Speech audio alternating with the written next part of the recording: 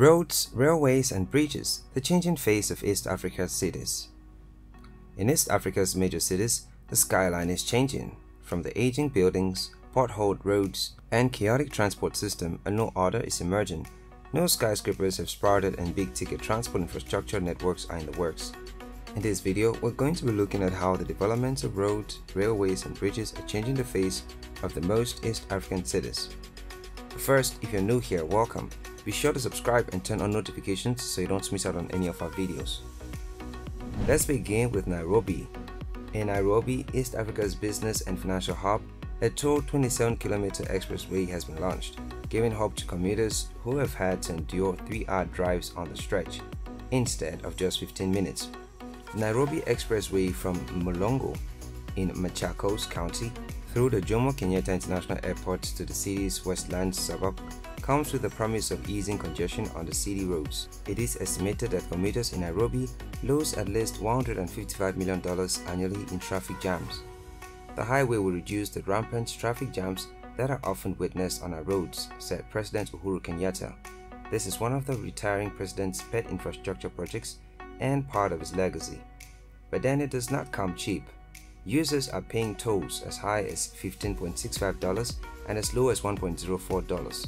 Its construction cost $764 million, according to the Kenya National Highways Authority. The expressway, with 18.2 kilometers on the ground and 8.9 kilometers elevated, is a Class A 4-lane dual carriageway with a design speed of 80 km per hour. It was constructed and funded by the China Communications Construction Company. To use the road, motorists are registering to access the manual toll card and electronic toll card. One can also pay in cash. The government says that the project is expected to improve Kenya's competitiveness in the region and entrench Nairobi's position as a business hub. The other major projects that are changing the skyline are the face of the capital and include the Green Park Terminal, part of 7 out of city center termini under construction, the bus rapid transport corridors, non-motorized transport, and light commuter rail. Then there is the BRT project that is expected to offer a reliable, secure, and comfortable system for city residents. In 2020, Steel Corporation signed a memorandum to build a BRT system, working with Nairobi Metropolitan Area Transport Authority. The government also embarked on major renovations of the Nairobi commuter rail service, which is part of Nairobi Metropolitan Transport Master Plan, aimed at integrating rail transport with other modes of transport like road and air. The project has seen the modernization and expansion of underutilized railway infrastructure. As part of the project, the Nairobi Central Station in the city center has undergone a facelift with designated boarding points.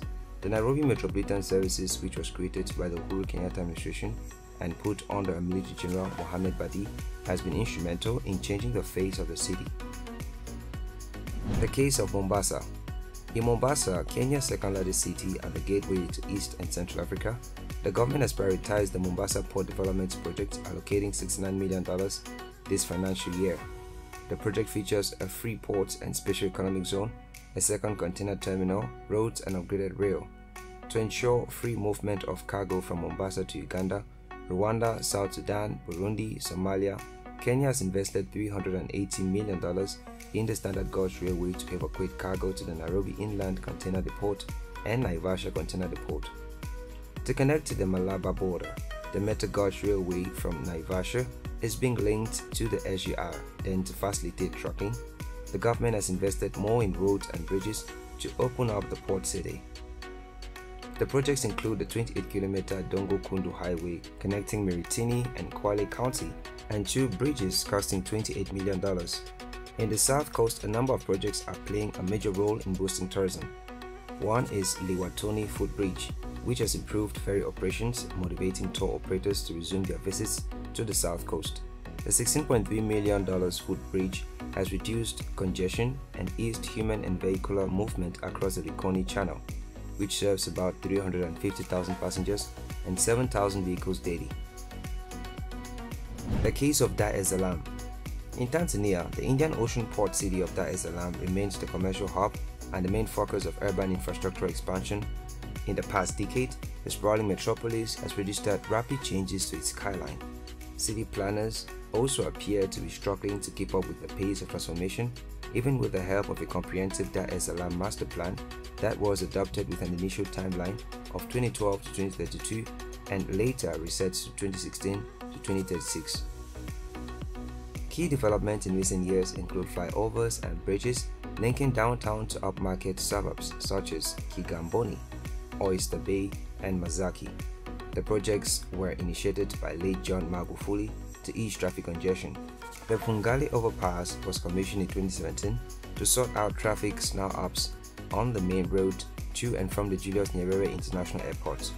It was followed in 2020 by bigger and more elaborate Kijazi interchange, which has cleared congestion at Ubongo, the main entrance and exit point connecting the seaside city to the hinterland. The $258.3 million Tanzanite or New Selanda Bridge between the CBD and the high-end Oyster Bay commercial and residential area was also built by the Magufuli administration. It was completed after his death in March 2021 and launched by his successor Samia Suluhu Hassan in February this year. Magufuli's bulldozer nickname was derived from his aggressive focus on infrastructure evolution, and he oversaw the shift of Dar's upcountry plus terminus to a new site outside the CBD to ease traffic jams. The ongoing cross-country standard gauge railway also starts from Dar, and although the initial plan to complete it is in 5 phases up to Mwanza and Kigoma, it remains unchanged. Talks are at an advanced stage to add connections to Rwanda, Burundi and DRC as part of the East African Railway Master Plan. Dar's infrastructure development has also triggered a real estate boom. A slew of ambitious projects, mostly funded by pension fund schemes and the state-owned National Housing Corporation as long-term investments, are also back on track to fulfill the demand for decent and affordable public housing and coffee rental space. The NHC has also secured a $75.3 million loan from the government to complete 2 of its commercial and residential projects in Dar, which has stalled. The Morocco Square, described as the largest project in East Africa under one foundation, integrating premium offices, retail, mall, apartments and a hotel, and the Kawe 711 complex, another premium center. Amid the city's growing splendor, over 2/3 of Dar's population still live in unplanned settlements. The Dar es Salaam master plan outlines the creation of at least 5 satellite cities to decongest the capital and bring jobs and services closer to the suburbs, reducing the need for commutes to the city. However, progress remains slow. Kampala's decongestion. In Uganda, the government is executing a 10-year infrastructure development plan that seeks to reduce traffic congestion and improve its flow through the Kampala metropolitan area with several new roads. According to Alan Sisipemwa, Uganda National Roads Authority spokesperson, the aim is to reduce the time and cost of travel around the country's administrative commercial capital. Top of the plan is the 108-kilometer Kampala-Njinjla Expressway that is expected to cost $1.4 billion. The road, when complete, will offer a faster travel between Kampala and Jinja, a strategic route on the northern corridor. Others are the 23-kilometer Busega-Mpigi Road, estimated to cost $153 million, the 32-kilometer Kampala-Bombo Road, and the 56-kilometer Kampala-Busunju Road.